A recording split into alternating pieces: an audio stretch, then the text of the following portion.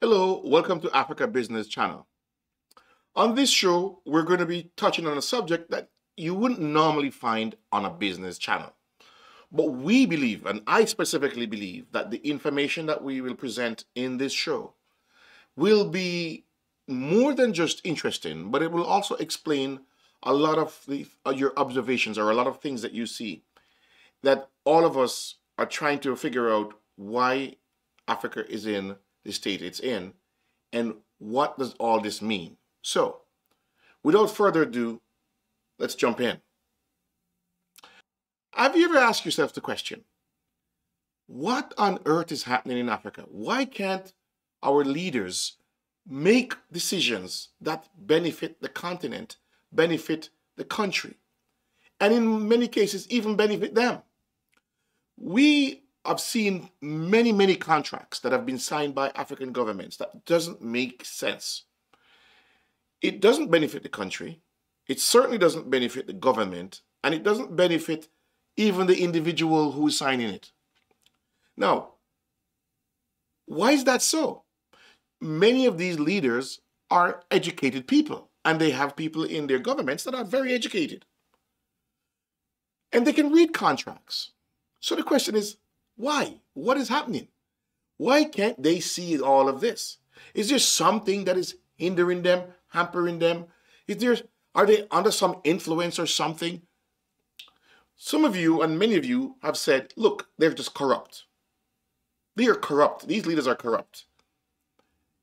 Well, some of them, I'm sure, are corrupt. But corruption alone certainly cannot explain all that we see in how these decisions are so bad or so awful. And also, it's not just decisions that they make. It's decisions that they're not making. Decisions that are so easy. Let me give you a simple example.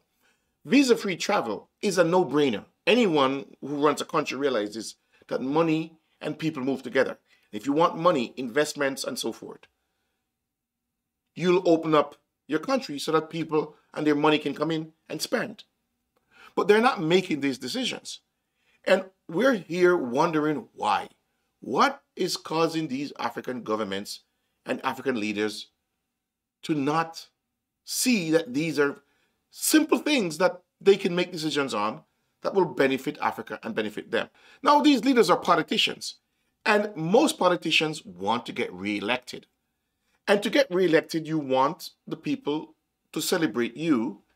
And you do that by providing jobs and, signing contracts that create opportunities for people. And then you go to the people and say, look at all these opportunities I bring to you. And people vote you and put you back in. But these decisions that are being made are not even in the interest of the people who are making these decisions. So what gives? What's causing all of this? What's the explanation behind all of this? Well, in this show, we're going to explore what exactly is behind all of this. Approximately 430 years ago, when the colonization of Africa started, most people believe that the colonization was just simply a military affair, where the outsiders showed up with their military hardware and subdued kingdoms, African kingdoms, and peoples.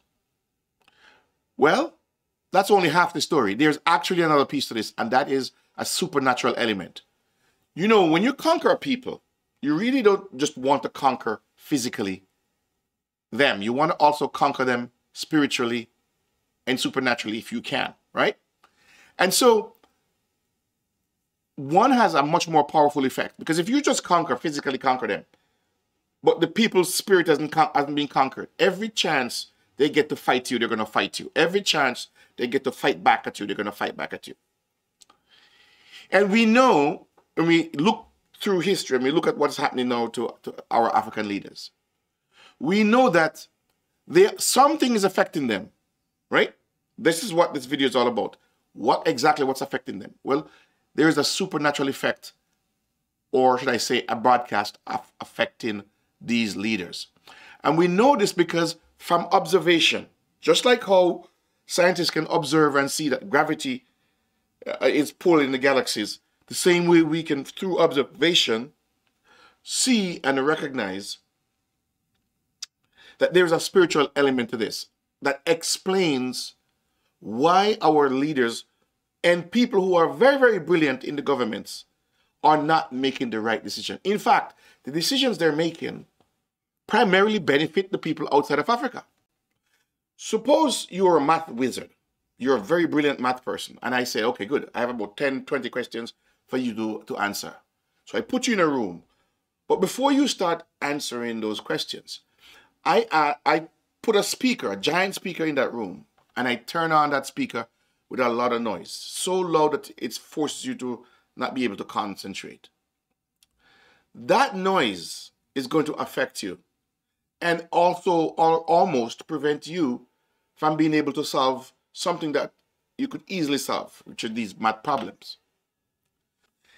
If you got up out of that room, took the math problem and went a mile down the road and go under a nice quiet tree where you have some time to reflect, you are going to realize that you can solve those problems almost unhindered very quickly.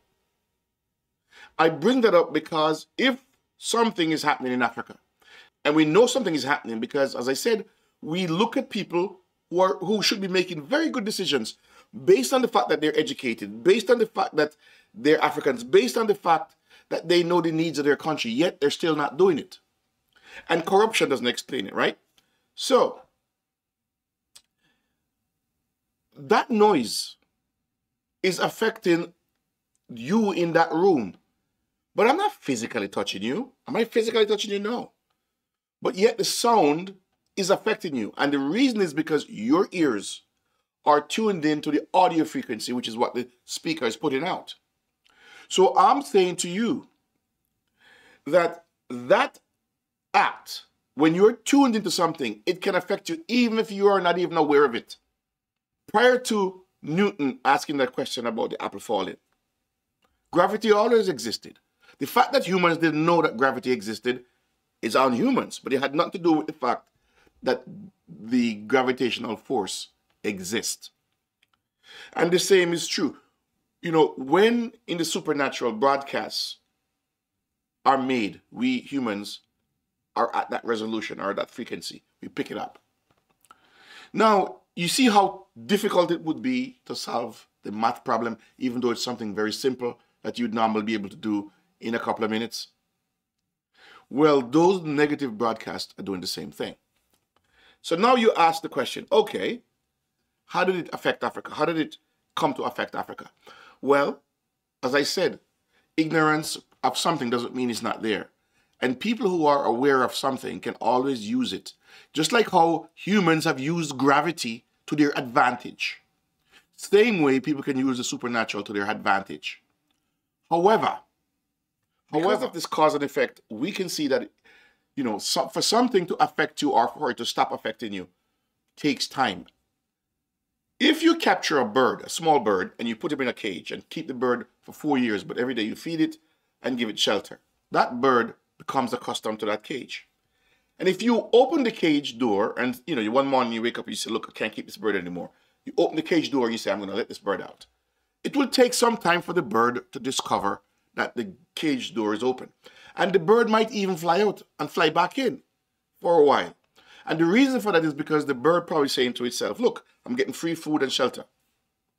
But at some point, the imprisonment or the effects of the imprisonment on the bird's mentality starts to wane. And as it wanes, the bird flies out one morning and realizes, wait a second, there's a whole universe out here. I can go get my own food and I can fly away free. And the bird flies away. Cause and effect, and the effect wears off over time, right? Well, if you were an astute observer of that bird cage, you could make some predictions. You could predict that once the door was open, that's an observation. You see the door is open. Eventually the bird would discover it, and eventually the bird would fly away. So, in 2013, significant things happened. Actually, it started before 2013. And depending on who you are, you might have seen it in 2013. But what I want you to get is the same way you observe the bird cage and realize that a change is coming because of the effect. is the exact same principle you'd use when you're examining what the supernatural effect on Africa is having. And the effect has begun to weaken, is what I'm basically saying. It has begun to weaken. And just like the bird, once it's weak enough, its effect on humans become less and less. Now, remember I said that if you took your paper with the math problem and left the room where the noise was, it wouldn't affect you as much. Have you ever wondered why so many Africans who go overseas, especially in America and those places, do very well? In fact, if you were to take three young child from Sudan in a war-torn situation right now and bring them to America without speaking the English language, within 3 years, they'll be at the top of the class.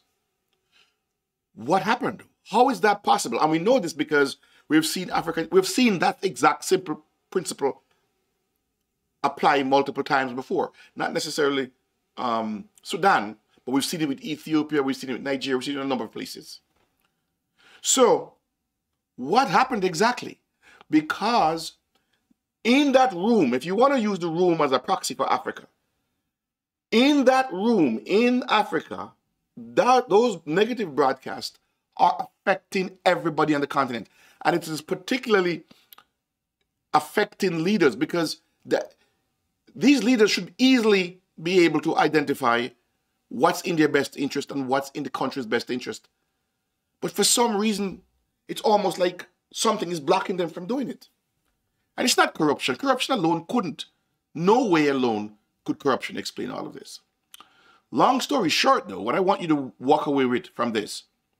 In 2023, astute observers realize that whatever that noise or whatever that negative supernatural broadcast was, it is puttering out. In other words, its effect is diminishing. And when that happens, instead of having to move from the room to a quiet place a mile away to do the math problem, you can now stay in the room and do the math problem. What I'm saying is that African leaders, the effect on African leaders of these spiritual broadcasts are going to start to shrink. And then all of a sudden people are going to say, wow, these African leaders are making good decisions all of a sudden. Decisions that have significant long-term ramifications, positive ramifications. Corruption alone could not explain why these African leaders are not making the right decision. It is because they're being influenced. But thank God that influence is waning. And in 2024, we're going to start to see African leaders start to make better decisions. But just like the bird, it will take some time for what has happened on the continent, for the noise and for your nerves to come back to normal, so to speak, before you can fully function. Now, that means that within the next 20 years, Africa should be able to do, and probably will do, what it took China 40 plus years to do, which is to industrialize on a rapid case. And the reason for the shorter time frame is obviously we are further along in technological advancement. But secondly, Africa has a very young population. The typical age in an African country is, average age is about 20, 21, 22, and in some countries it's even less than that. Like Uganda, it's 18. And if you know anything about young people, you know one thing. You know that they are very good with technology. You give a baby your cell phone, and before you know it, they're all over it. So Africa it's the youngest continent on the globe. And that is a massively powerful thing to have when you're trying to industrialize. It is, let me repeat, having a young population is one of Africa's best and most powerful asset.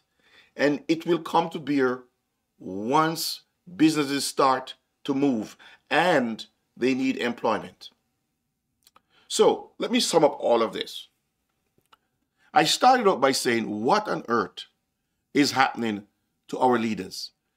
They have education, they have very intelligent people in their governments, and yet the decisions that are being made, the contracts that are being signed, don't make sense. And the contracts in many cases are not even benefiting anybody but the outsider. So it's almost like they were under spell. And we now know what that was. They're being influenced spiritually. But that has broken. In 2023, it's no longer functioning. And just like the bird, as I mentioned before, it will start to wean off. And once it wears off, African leaders will start to make decisions. And you'll see the transformation of Africa. This is an unusual video, but I wanted to make this video so people understand. Now, if you haven't subscribed to this channel, please, I ask that you do so. It helps the channel a lot. And please like and share the video. That also helps us, and it costs you nothing. At this point, I'd like to give a little shout out to two people, the Africa Diaspora Network and Dr. Mumbi. Dr. Mumbi, you mentioned a lot, you talk a lot about this spiritual realm. All I did was simply lay it out on the table. And that Africa, in the next 20 years, is going to be transformed into a very powerful economy. One of the most powerful and dynamic economies, because Africa has not just the young people to make it happen, but Africa also has the natural resources to make it happen. Thank you for watching.